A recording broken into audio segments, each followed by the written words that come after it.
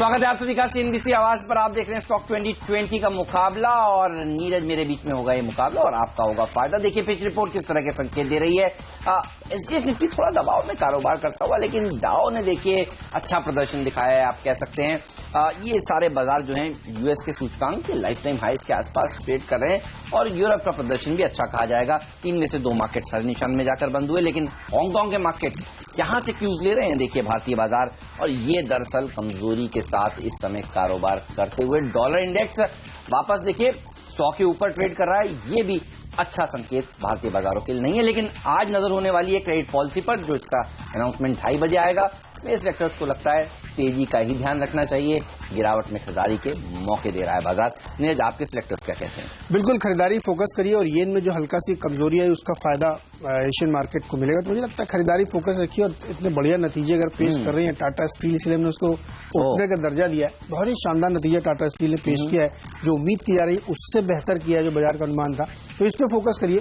यहाँ पे share short खरीदारी की सलाह बनती है। 490 तक के लक्ष्य के साथ इसमें आप पोजीशन बना सकते हैं, 473 पे स्टॉप लॉस के साथ। टीबीजी इसके नंबर्स भी अच्छा है। देखिए टाइटन ने अच्छे नंबर्स पेश किए, टीबीजी ने अच्छे नंबर्स पेश किए। कल बाजार बंद होने के बाद दोनों ही ज्वेलरी कंपनियों के नतीजे अच्छे थे। एक्सपेक्टेशन भी थी कि डिमोनेटाइजेशन के चलते लोगों ने जाकर भर भर कर ज्वेलरी खरीदी है कैश से, और वो दिख रहा है। देखिए 85% मुनाफा बढ़ता हुआ नजर आया है। जिंदल स्टेनलेस, इस पर भी रखिए नजर। नीरज आप कह रहे थे टाटा स्टील के नतीजे अच्छे थे। देखिए घरेलू ऑपरेशंस जो है वो काफी अच्छा प्रदर्शन दिखा रही है मेटल कंपनियों के, और जिंदल स्टेनलेस ने भी घाटे से मुनाफे में आई है। 131 करोड़ रुपए के मुकाबले 40 करोड़ रुपए का मुनाफा इन्होंने पेश किया है। तो यहां पर भी आज एक अच्छी तेजी देखने को मिल सकती है। मार्जिन 6% से बढ़कर 15% पर पहुंच गए, तो इस शेयर पर भी रखिए नजर। हेमंत याद दिला दूं, 6 महीने पहले इसी शो में हमने कहा था कि मेटल में बिल्कुल टर्न अराउंड हो चुका है। शुगर की तरह ये भी अब अगले 3-4 साल तक चलेगा, क्योंकि मेटल का साइकिल थोड़ा बड़ा होता है। लेकिन प्रिंट मीडिया में नजर रखिए। एचटी मीडिया सेक्टर्स लगता है यहाँ पे खरीदारी करनी चाहिए। यूपी में इलेक्शन वगैरह चल रहे हैं तो उसका एड रेवेन्यू काफी बढ़ जाता है, तो इसे स्टॉक को रखिए। 95 का लक्ष्य होना चाहिए और यहाँ पे करीब 80 रुपए का स्टॉप लॉस। रैमको इंडस्ट्रीज, इस पर भी रखिए नजर। कई दिनों पहले हमने आपको बताया था कि ये शेयर अच्छा प्रदर्शन दिखाएगा, इसके नतीजे अच्छे आएंगे। देखिए 92% मुनाफा बढ़ा है, मार्जिन भी दुगने हो गए हैं। 2.3% से बढ़कर 4.4% के पार निकले हैं। एस्बेस्टो शीट्स बनाने का कामकाज करती है, और ध्यान रखिएगा सरकार का जो फोकस है वो दरअसल लो कॉस्ट हाउसिंग के ऊपर है, और सीमेंट एस्बेस्टो शीट्स ये पूरा का पूरा सेगमेंट अच्छा प्रदर्शन दिखा रहा है। 240 का टारगेट आज के लिए दिया गया है, 220 का स्टॉप लॉस भी जरूर रखना चाहिए। मिड कैप फार्मा पे फोकस करिए। कोपरान हमने टीम में लिया था और हमने कहा था अच्छे नतीजे आएंगे। देखिए नतीजे बहुत ही बेहतरीन आए। यहाँ पे जो भी अनुमान लगाए गए थे उससे बेटर है। प्रॉफिट भी, मार्जिन में बहुत सिग्निफिकेंट इंप्रूवमेंट हुआ है। आप देखिए 7 से बढ़कर 14 नहीं डबल मार्जिन हुआ है। और एक और हमने स्टॉक लिया था ऑर्किड फार्मा हेमंत, उसके भी नतीजे बहुत बढ़िया आए, अपने नुकसान काफी हद तक कम करने में सफल है। तो कोपरान में 75 का लक्ष्य होगा और यहाँ पे 60 के आसपास। तो आपका परचेस फ्री हिट था शायद। बिल्कुल, और आज देखिए इसमें लगता है कि हालांकि कल तेजी हुई, लेकिन आज भी लगता है नतीजों के बाद तेजी बनेगी इसमें। अच्छा, सन टीवी पर रखिए नजर। आप पिछले 5-6 दिनों में 3 बार हमारी टीम में शामिल रह चुका है। पहले जिस तरह से अदालत से इनको एक राहत मिली मारन बंधुओं को, और अब सेक्टर्स को ऐसा लगता है कि तमिलनाडु में जिस तरह से राजनीतिक परिस्थितियां उभर कर आ रही हैं, और ये जो चीजें हैं ये ऑपोजिशंस के लिए बहुत फायदेमंद होती हैं, और इसीलिए सन टीवी में तेजी देखने को मिलेगी। वैसे भी इस हफ्ते के अंत में शुक्रवार को 10 तारीख को इनके नतीजे भी आने वाले हैं, तो यहां पर वापस से 715 तक के लेवल्स देखने को मिल सकते हैं, जो 2-3 दिन पहले देखने को मिले थे, और इसके ऊपर भी निकलने का दमखम रखता है। वैसे भी देखिए सन टीवी बहुत सस्ता ट्रेड कर रहा है अपने पीयर्स के मुकाबले, इस शेयर पर भी नजर होनी चाहिए आपकी। टाइटन एक और अगला स्टॉक है जहां पे नतीजे काफी बेहतर हैं। जो अनुमान लगाया गया था 225 करोड़ का, उसके मुकाबले 255 करोड़ का प्रॉफिट आया है। आमदनी 3600 करोड़ का अनुमान था, 3900 करोड़ आई है।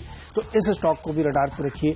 बेनिफिट हुआ है इसको नोटबंदी का, यहाँ पे खरीदारी सलाह होगी। 410 का लक्ष्य होगा, 390 पे स्टॉप लॉस। और टाटा ग्रुप की कंपनी ट्रेंड पर भी रखिए नजर। देखिए इनके जो नतीजे हैं ये आगे चलकर बहुत बेहतरीन आ सकते हैं। इसके अलावा ट्रेंड में इसलिए भी आप देखिए तेजी होगी क्योंकि एवेन्यू आईपीओ आने वाला है, डी मार्ट का आईपीओ आने वाला है, जी हाँ, इस महीने के अंत में आएगा, और उसके चलते देखिए फ्यूचर ग्रुप के स्टॉक्स में अच्छी रैली बन रही है। कल भी ट्रेंड ने नया 52 हफ्ते का उच्चतम स्तर छुआ है, तो ये वो स्टॉक है जिसको आप अब से लेकर इस आईपीओ तक, डी मार्ट के आईपीओ तक होल्ड करेंगे तो आपका अच्छा फायदा होगा। 265 के टारगेट के साथ अप्रोच करें, 253 का स्टॉप लॉस भी जरूर रखें। इन्फोसिस यहाँ पे लेकिन शॉर्ट की कॉल होगी, क्योंकि फाउंडर मेंबर्स और बोर्ड के बीच में विवाद हो गया है। उन्होंने चिट्ठी लिखी है और उसमें तमाम जो है क्वेश्चंस रेज किए गए हैं, कॉर्पोरेट गवर्नेंस को लेकर के, सैलरीज को लेकर के, परफॉर्मेंस को लेकर के। तो ये एक हैंगओवर जब तक नहीं क्लियर हो जाता, जब तक तस्वीर साफ नहीं होती, इन्फोसिस पे एक प्रेशर देखने को मिलेगा। 930 का लक्ष्य होना चाहिए, 950 पे स्टॉप लॉस। और अब वक्त है इसी के साथ डिपेंडेबल शेयर का।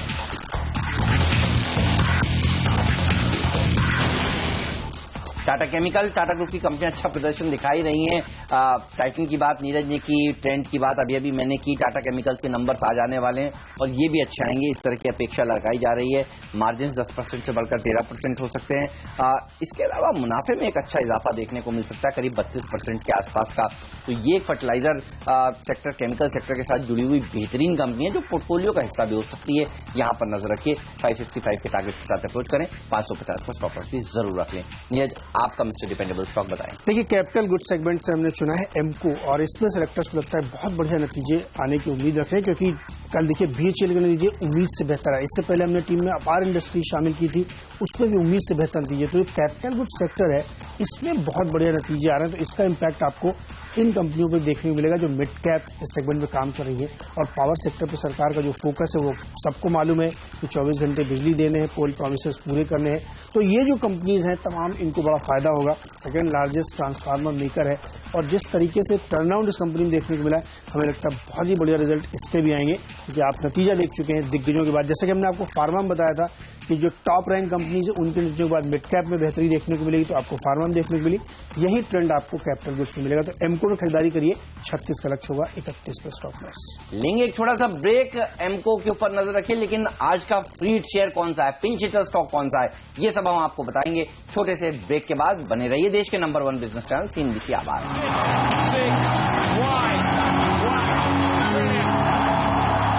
एक बार फिर से स्टॉक 2020 में 6 स्टॉक्स आप हेमंत और मेरी टीम में देख चुके हैं। 7वां स्टॉक मेरी टीम का गोदावरी पावर एंड इस्पात। इसमें जो लेंडर्स थे उन्होंने इनकी डेट रिस्ट्रक्चरिंग को मंजूरी दे दी है, जिसमें 125 रुपए के भाव पर प्रमोटर को शेयर अलॉट किए जाएंगे। तो यहाँ पे एक पॉजिटिव डेवलपमेंट देखने को मिल सकता है। खरीदारी करके चलिए, 125 रुपए का यहाँ पे लक्ष्य रखना चाहिए। मोहित इंडस्ट्रीज एक टेक्सटाइल कंपनी है, इसमें बड़ी इंटरेस्टिंग है, इसके नतीजे काफी बेहतर हो सकते हैं। कंपनी जो BSE में अपनी फाइलिंग करी है उसमें उनका मानना है कि शुरुआत के 10 महीने में ही इन्होंने करीब 63 करोड़ रुपए की एक्सपोर्ट रेवेन्यू हासिल कर ली, जबकि पिछले पूरे साल में ये केवल 57 करोड़ थी। और उनको एक्सपेक्टेड है कि अगले 2 महीने में ये टोटल बढ़ के 75 करोड़ तक हो जाएगी। तो बहुत ही बेहतरीन नतीजे इसके आने की संभावना है, इसलिए यहाँ पे खरीदारी करनी चाहिए। साथ ही अपना जो यान कैपेसिटी है उसको एक्सपेंड करेंगे अगले 4 महीने के अंदर 50%। तो ये एक बड़ा पॉजिटिव डेवलपमेंट है। 63 रुपए के लक्ष्य के साथ खरीदारी करें, 49 पे स्टॉप लॉस।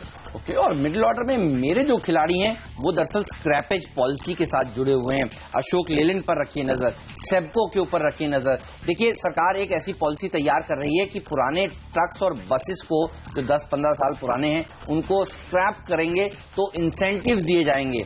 और माना जा रहा है कि 10 लाख नई गाड़ियों की मांग निकल कर आ सकती है, ये स्क्रैपेज पॉलिसी सही साबित होती है, इसका इंप्लीमेंटेशन होता है। तो एक समिति बनाई गई है, उसकी बैठक बृहस्पतिवार को होने वाली है और उसके चलते अच्छी तेजी देखने को मिलेगी। अशोक लेलैंड में 100 रुपए के ऊपर निकल सकता है ये शेयर। खराब या फिर सुस्त नतीजों के बावजूद देखिए, इसीलिए इस शेयर में तेजी देखने को मिल रही थी और हम आपसे लगातार कहते हैं इस शेयर को खरीद कर रखिए। सेबको एक और ऐसी कंपनी है जो बॉडीज बनाने का काम करती है, क्योंकि ट्रक्स जो है वो बॉडीज के साथ नहीं आते, चेसिस खाली आती है। तो सेबको जैसे कंपनियां, ऑटोमोटिव, गोवा कॉर्पोरेशन, ACGL जैसी कंपनियों में अच्छी रैली देखने को मिल सकती है, तो इन पर रखिए। ACGL क्योंकि बड़े टिकट साइज का शेयर है, इसलिए सेबको को आज टीम में शामिल किया है। 15 रुपए 50 पैसे के टारगेट के साथ अप्रोच करें, 13.50 का स्टॉप लॉस भी जरूर रखें। लेकिन अब बारी है आज के फ्री हिट शेयर की।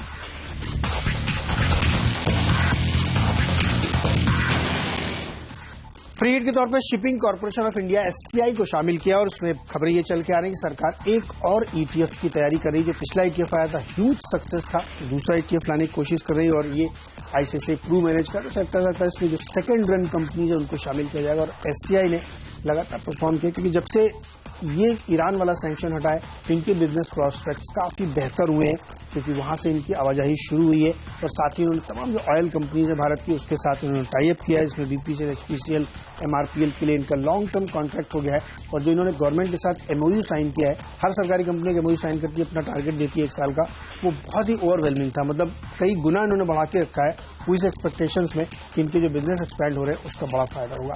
तो इसमें भी खरीदारी करिए, 80 का लक्ष्य होगा, 68 का स्टॉप लॉस। और पिंच हिटर भी आपको बता दूं, एवरेस्ट कांटो सिलेंडर EKC में नजर रखिए, क्योंकि जिस तरीके से सरकार अब LNG PNG को बढ़ावा दे रही है वो काफी सिग्निफिकेंट है। NGT का ऑर्डर है कि अब वहां पे गाड़ियां नहीं चल सकती CNG और इसके अलावा, तो वो एक रडार पे रखिए, उसका फायदा होगा। साथ ही एक और ऑर्डर आने वाला है जो दिल्ली से शहरों में NGT कहना है कि जो जनरेटर्स चलते हैं डीजल से उसको बंद किया जाना चाहिए, वो गैस बेस्ड हो, और इसके लिए IGL तैयारी भी कर रहा है। तो ये जो सिलेंडर्स बनाते हैं उनकी डिमांड बहुत ज्यादा बढ़ने वाली है, और जिस दिन LNG को ट्रांसपोर्ट फ्यूल का रिजर्वेशन मिल गया उस दिन इस कंपनी के फॉर्च्यून बदल जाएंगे। 40 का लक्ष्य रखिए, 35 का स्टॉक। ये जनरेटर वाली कहानी बड़ी IGL ने इसकी पूरी तैयारी कर ली है कि जो जनरेटर्स लगाए जाते हैं डीजल के, स्कूटर भी एक कंपनी ने MGL ने लॉन्च 2 ट्रायल, ये IGL भी कर चुका है ट्रायल। ओके। चलिए, तो स्टॉक पर रखिए नजर, और मेरे सिलेक्टर्स को लगता है कि फोकस होना चाहिए सरकार की स्क्रैपेज पॉलिसी के ऊपर, और इसीलिए कुछ देर पहले अशोक लेलैंड और सेप्को को टीम में शामिल किया था, और अब शामिल कर रहे हैं ग्रीव्स कॉटन को। इंजन की डिमांड भी बढ़ती हुई नजर आएगी,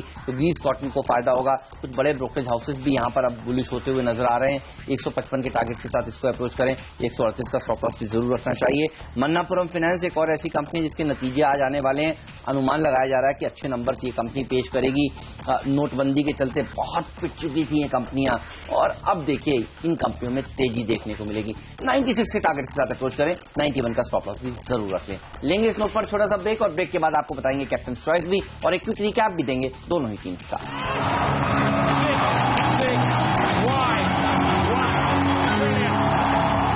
स्वागत है आप सभी का CNBC आवाज पर। ये रही टीम। नीरज, आपके सामने बताइए कैप्टन चॉइस का दर्जा किसे देंगे? अशोक लेलैंड को देंगे, और निश्चित तौर पर स्क्रैपिंग पॉलिसी जो आएगी तो उसका बड़ा फायदा इन सेगमेंट में होगा, और अशोक लेलैंड हमें लगता है कि इसमें नजर रखनी चाहिए। 100 का लक्ष्य आसानी से अचीव हो सकता है। मेरी टीम पे भी हमने नजर डाली। यहाँ पे एक इन्फोसिस है जो यहाँ पे विवाद के चलते मैंने शॉर्ट किया है। कोई पसंद है आपको?